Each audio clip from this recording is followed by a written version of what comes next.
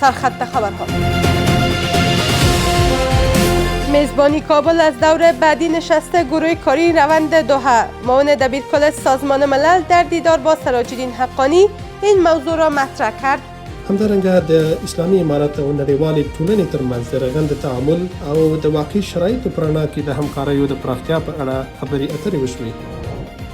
بسته ماندن شاهراه سالنگ برای ترافیک برای 5مین روز. وزارت فواید از مسافران و رانندگان خواست از سفر به سمت این گذرگاه خودداری کنند.